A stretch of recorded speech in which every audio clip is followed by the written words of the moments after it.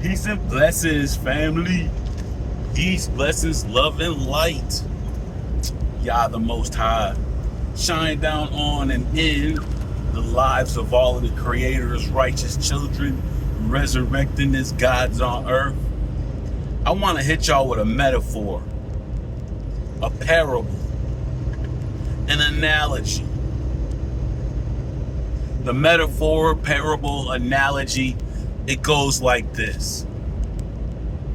There is a house, and in this house, you have the father, you have the mother, and you have the children. Unfortunately, in this house, there is a lot of fighting going on. A lot of verbal arguments. A lot of physical fighting going on between the father and the mother. Every day, every waking day, the children wake up. Some point in that day, the father and the mother get into some verbal altercation, sometimes a physical altercation. And this is going on day after day, week after week, month after month, year after year. This situation is going on. So while I'm giving y'all this metaphor, this parable, this analogy, I want y'all to think about this. What usually happens here in America in a situation like that? A situation like that here in America, what is the result? There are many, negative results that happen. But there is this one particular result that a lot of people resort to as a solution to this ongoing problem. I don't want anybody to consider, the fact that in a lot of cases like this, the mother end up dead, the father end up dead, sometimes even the children end up dead in a situation like that. Some of y'all probably went that direction, but that's not the direction I'm trying to go. Well, I'll touch on that later. It's not the direction I'm trying to go. But, we can still consider that. If you threw that scenario on the table where, somebody ended up dead, if you threw that on the table, we'll leave that there, but that wasn't really the direction I was trying to go. But we will address that. We will address death. We will address that. But that's not the direction I was going. Another situation that's considered to be a solution in a scenario like that is the mother or the father files for divorce and one of them take the children with them. Most times, 3/4 miles, take exit 2 on the left to I-24 West. Most times, the parent that end up with the child is the parent that has been determined to not be the violent. Either way, one of the other solutions to a scenario like that is that the parents file for divorce and the children end up, going off, with one of the parents. And then there's the third solution to this particular problem. If the children are old enough, sometimes the children don't even have to be old enough. Sometimes, they don't even have to be teenagers. There has been situations where, the children don't even be teenagers. They run away. The children run away from all of that violence, all of that destruction going on in the house. The children run away from that environment. Hopefully, they have a place, to run to. Be in either of the 2 left lanes, then take the exit to I-24 West. Hopefully, they got family members, aunts and uncles that they can run to, older brothers and sisters that have like their own place that they could run to. Sometimes, they don't even have a choice. They got to run to the system. They end up, confiding in a counselor at their school, and then the counselor at the school is calling the Department of Social Services, and then the children are removed from the home. So those are 3,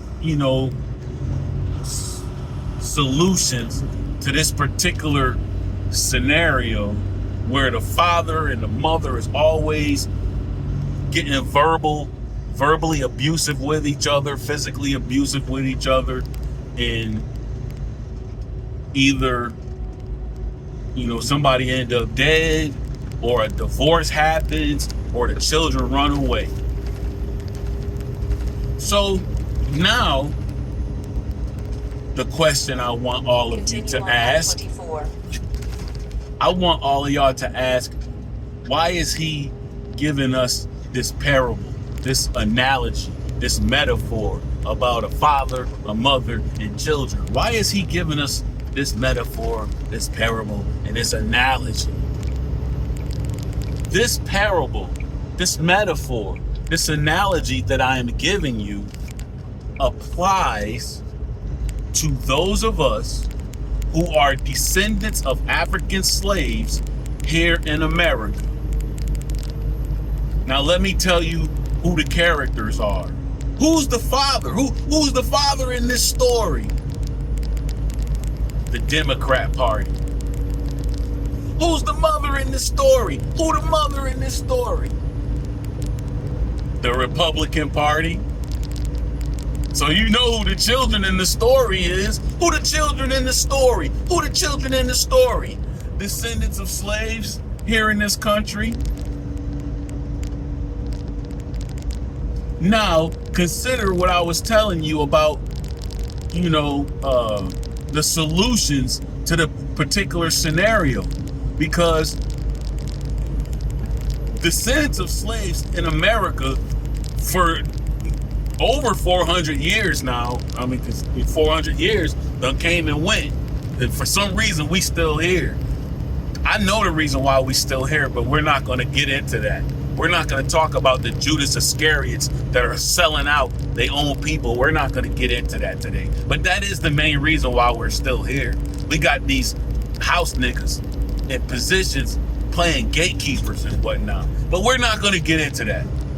All I'm saying is descendants of African slaves have been in this country for just over 400 years, witnessing all of these verbal fights, physical fights. The verbal fights is just the arguments that's always going on. At first it was like arguments between the North and the South, the Confederacy versus the Union. And then the children got caught up in that mess, right? Got caught up in that argument. The children had to decide which parent they was gonna go with. Some children decided to fight for the mother, the Republican Party. Some children actually even decided to fight, for the father, the Confederate. And there are black Confederates. Some of y'all probably didn't know that, but there were black service members fighting for the South. But either way, the children got caught up in that fight between the mother and the father, between the Union and the Confederacy. And then the Union and the Confederacy just basically becomes the Republican Party and the Democrat Party. And the children are still caught between these fights. After that, big blow up, the big physical fight, mama and daddy, get into a physical fight, the Civil War. Then what happens? Folks go to counseling. They try to talk things out. They try to come to some type of agreement, some type of solutions. And now you got the Republican Party and the Democrat Party, where now we're going to discuss our problems. No, we're no longer going to get physically abusive with each other. Now we're at the point where we're just going to discuss any issues that we have.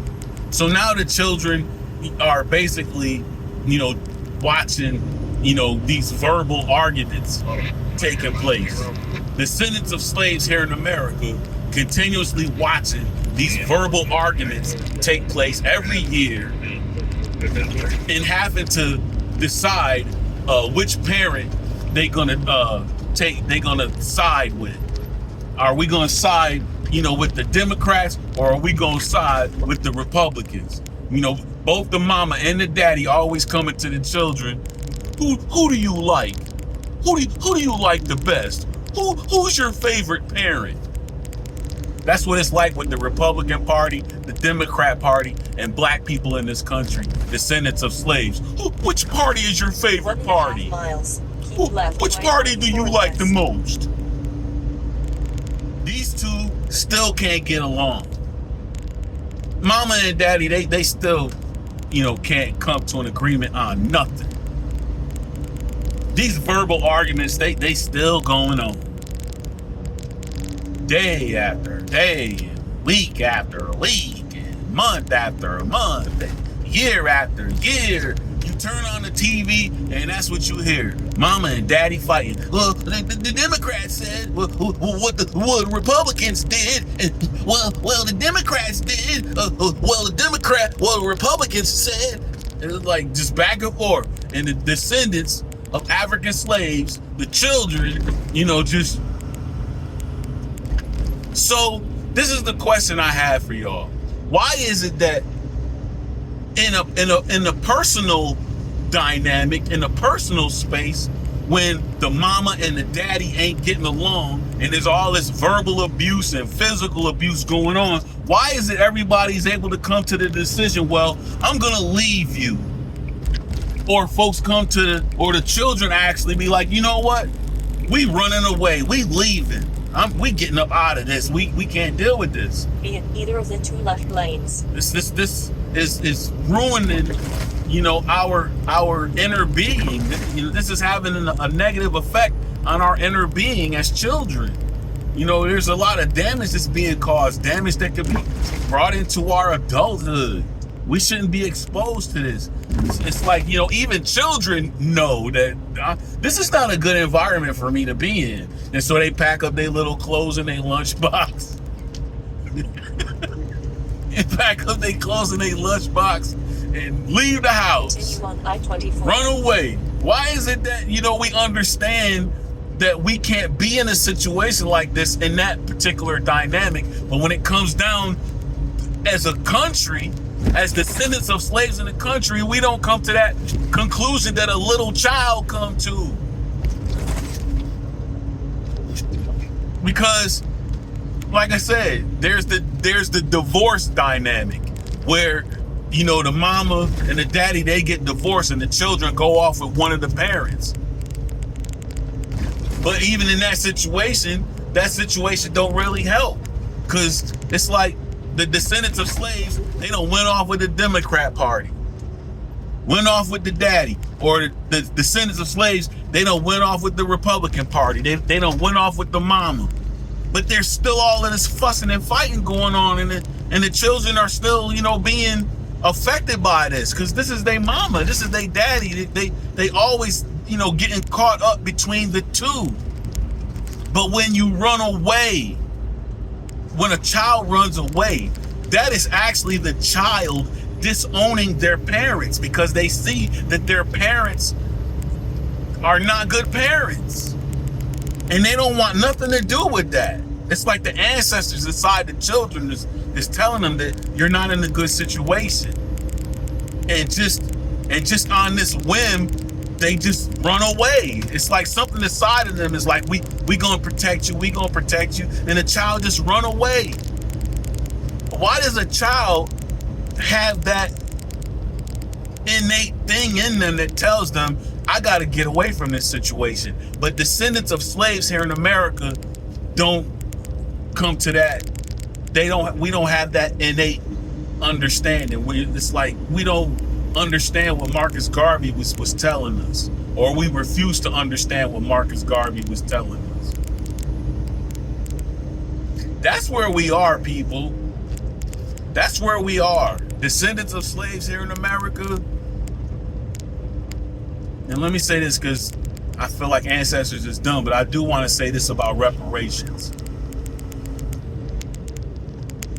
If you are thinking that we gonna get reparations as a people, don't bank on that. Don't bank on that. Yes, there's a possibility, but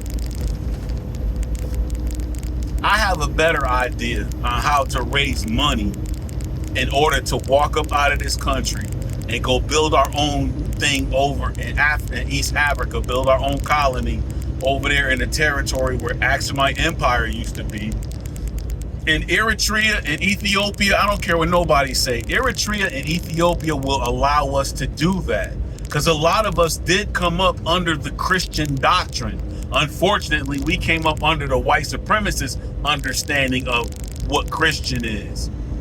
But if you get into the Ethiopian doctrine of what Christian is, that's the reason why Eritrea and Ethiopia will allow us to build what we refer to as the Holy Kingdom in that territory, because they have, come on, man, the Bible that everybody over here is studying is actually a copy of that Ethiopian Coptic Bible. Of course, the book over here, the 1611 King James Bible that everybody has, does not have all of the books that the Ethiopian Coptic book has. But because we still have a Christian mentality, I'm just saying that that's the reason why Eritrea would allow us to return, because they understand the prophecy. They understand, that the Bible is Helios Biblios, that this book is a son book. The Ethiopian Coptic book is a son book. It's showing history repeating itself, and us returning back, us descendants of African slaves returning back to Africa, that's just prophecy fulfilled.